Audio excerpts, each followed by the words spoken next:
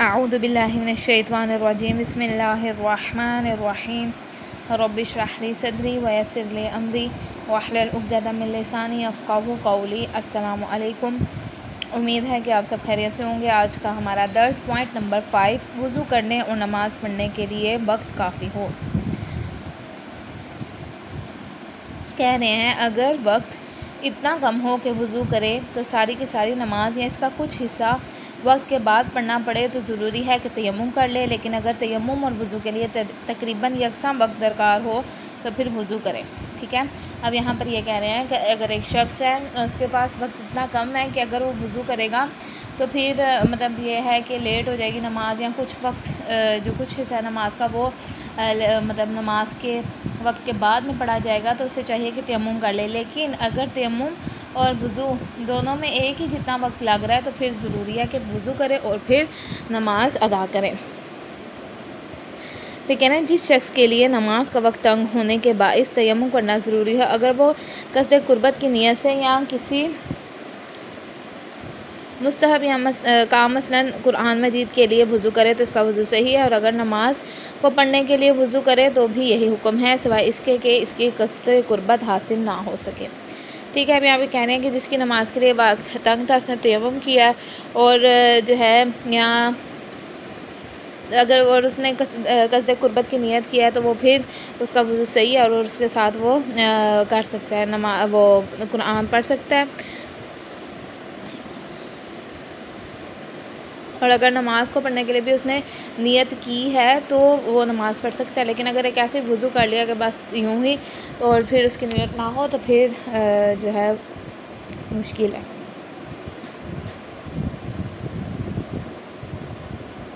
ٹھیک ہے، سوائے اس کے کہ قصد قربت حاصل نہ ہو سکے۔ پھر کہہ رہے ہیں قربت کی نیت سے وضو کرے، اور اس کے لیے پوائنٹ نمبر 6، قربت کی نیت سے وضو کرے اور اس کے لیے اتنا کافی ہے کہ حکم الہی کی بجائے آوری کے قصد سے کیا جائے۔ اگر آپ اپنے آپ کو ٹھنڈک پہنچانے یا کسی اور نیت سے کیا جائے گا تو وضو باطل ہے اور آپ اس کے ساتھ نماز نہیں پڑھ سکتے۔ مثال کے طور پر آپ نے کہا کہ میں منہ ہاتھ دھونا ہی ہے تو وضو ہی کر لیتی ہوں، تو اس سے یہ نہیں ہوگا کہ آپ اس سے نماز پڑھ سکتے ہیں، اس سے آپ نماز نہیں پڑھ سکتے۔ آپ کی نیت بہت زیادہ فرق کرتی ہے۔ آپ جب نیت کریں گے کہ آپ وضو کر رہے ہیں پاک ہونے کے لیے، نماز کے لیے یا عبادات کے لیے، تب ہی آپ کا وضو جو ہے وہ صحیح ہوگا۔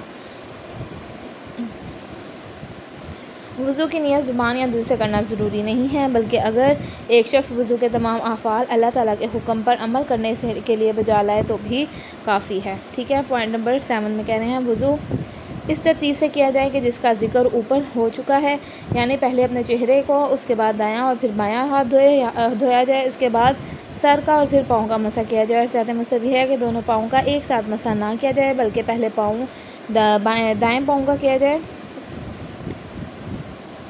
بلکہ پہلے بائیں پاؤں کا مسح کیا جائے اور پھر دائیں پاؤں کا۔ ٹھیک ہے، یہاں پہ وہ یہی بتا رہے ہیں کہ وضو کرنے کی ترتیب کیا ہے، ہمیں وضو جو ہے وہ ترتیب سے کرنا، اگر ہم ترتیب سے وہ نہیں کریں گے تو وہ بھی باطل ہو جائے گا۔ پھر کہنا ہے وضو کے افعال پے در پے انجام دینا۔ اگر پے در پے انجام دینا یعنی مسلسل، ایسا نہ ہو کہ اگر آپ نے ابھی ہاتھ دھوئے ہیں تو 2، 3، 5 منٹ بعد آپ جا کے اپنے جو ہے چہرہ دھو رہے ہیں، اور پھر یہ اس طرح کہ اگر آپ بیچ میں گیپ لے آئیں گے تو پھر وہ وضو نہیں ہوگا اور وہ باطل ہو جائے گا۔ اگر وضو کے افعال کے درمیان اتنا فاصلہ ہو جائے کہ اسے عام میں پے در پے دھونا نہ کہلائے تو وضو باطل ہے، لیکن اگر کسی شخص کو کوئی عذر پیش آ جائے، مثلا یہ کہ بھول جائے یا پانی ختم ہو جائے، تو اس صورت میں بلا فاصلہ دھونے کی شرط معتبر نہیں ہے، بلکہ وضو کرنے والا شخص جس وقت اس کو دھونا یا اس کا مسح کرنا چاہتا ہے اس وقت تک ان تمام مقامات کی تری خشک ہو چکی ہو جنہیں وہ پہلے دھو چکا ہے، جن کا مسح کر چکا ہے، تو وضو باطل ہوگا۔ لیکن اگر جس عضو کا دھونا یا مسح کرنا صرف اس سے پہلے دھوئے ہوئے یا مسح کیے ہوئے عضو کی تری خشک ہو گئی ہو، مثلا بایاں ہاتھ دھوتے وقت دائیں ہاتھ کی تری خشک ہو گئی ہو لیکن چہرہ تر ہو تو وضو صحیح ہے۔ اب یہاں پہ وہ یہ بات کر رہے ہیں کہ اگر آپ نے وضو کرنا ہے تو پہلے یہ ہے کہ پے در پے کریں، لیکن کبھی مجبوری بن جاتی ہے کہ پانی چلا گیا یا پھر یہ تو اس میں یہ کہہ رہے ہیں کہ اگر آپ کے جو اعضاء ہیں وہ بھی اگر گیلے ہی ہیں تو پھر آپ جو ہے اگلا کر سکتے ہیں مطلب وضو کنٹینیو، لیکن اگر آپ کے اعضاء خشک ہو گئے ہیں تو پھر آپ کو دوبارہ سے وضو کرنا پڑے گا۔ لیکن ایک دوسرا یہ کہہ رہے ہیں کہ ابھی اتنا ٹائم نہیں ہوا لیکن ویسے ہی جلدی خشک ہو گیا تو پھر مسئلہ نہیں آئے گا آپ، لیکن چہرہ تو گیلا ہی تھا، اگر بعض آپ نے ضرورت ہے اکثر بال اوپر سے خشک ہو جاتے ہیں، جلدی خشک ہو جاتے ہیں، تو پھر اس میں آپ کا وضو ٹھیک ہوگا، غلط نہیں ہوگا۔ پھر اگر کوئی شخص وضو کے افعال بلا فاصلہ انجام دے لیکن گرم ہوا یا بدن کی زیادہ حرارت یا کسی اور ایسی وجہ سے پہلی جگہوں کی طرح خشک ہو جائے تو اس کا وضو صحیح ہے، ٹھیک ہے، یہ بھی میں نے آپ کو بات بتائی ہے۔ پھر وضو کے دوران چلنے پھرنے میں کوئی حرج نہیں ہے، لہٰذا اگر کوئی شخص چہرہ اور ہاتھ دھونے کے بعد چند قدم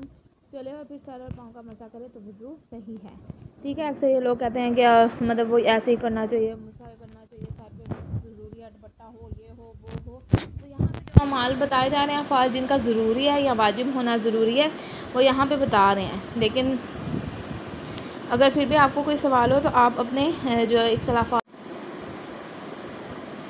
اس کے بعد کہہ رہے ہیں کہ انسان خود اپنا چہرہ اور ہاتھ دھوئے اور پھر سر کا مسح اور پاؤں کا مسح کرے، اگر کوئی دوسرا اسے وضو کرائے یا اس کے چہرے یا ہاتھوں پر پانی ڈالے یا سر اور پاؤں کا مسح کرنے میں مدد کرے تو پھر اس کا وضو باطل ہے، ٹھیک ہے۔ یہ اس شخص کے لیے ہے جو مطلب صحیح ہے، کوئی اسے مسئلہ نہیں ہے اور وہ پھر بھی کہتا ہے کہ ٹوٹی چلا دو، ٹوٹی بند کر دو، یہ کر دو وہ کر دو، تو اپنا پورا وضو آپ نے خود کرنا ہے، کسی کو کوئی کام وضو میں نہیں کرنا، اگر آپ کہیں گے تو آپ کا وضو باطل ہو جائے گا۔ کہنے جو شخص خود وضو نہ کر سکتا ہو ضروری ہے کہ وہ کسی دوسرے شخص سے مدد لے، اگرچہ دھونا اور مسح کرنا دونوں کی مشارکت سے ہو، اور اگر وہ شخص اجرت مانگے تو اس کی ادائیگی کر سکتا ہو تو ایسا کرنا اس کے لیے مالی طور پر نقصان دہ نہ ہو تو اجرت ادا کرنا ضروری ہے، البتہ یہ ضروری ہے کہ وضو کی نیت خود کرے اور مسح بھی اپنے ہاتھ سے کرے، اگر خود دوسرے کے ہاتھ سے شرکت نہ کر سکتا ہو تو ضروری ہے کہ کسی دوسرے شخص سے مدد لے جو اسے وضو کروائے، اور اس صورت میں احتیاط واجب یہ ہے کہ دونوں وضو کی نیت کرے، اور اگر ممکن ہو تو ضروری ہے کہ اس کا نائب اس کا ہاتھ پکڑ کر اس کی مسح کی جگہوں پر پھیرے، اور اگر یہ بھی ممکن نہ ہو تو ضروری ہے کہ نائب اس کے ہاتھ سے تری حاصل کرے اور اس طرح سے اس کے سر اور پاؤں کا مسح کرے۔ اب یہاں پر یہ بات کریں اگر ایک شخص ہے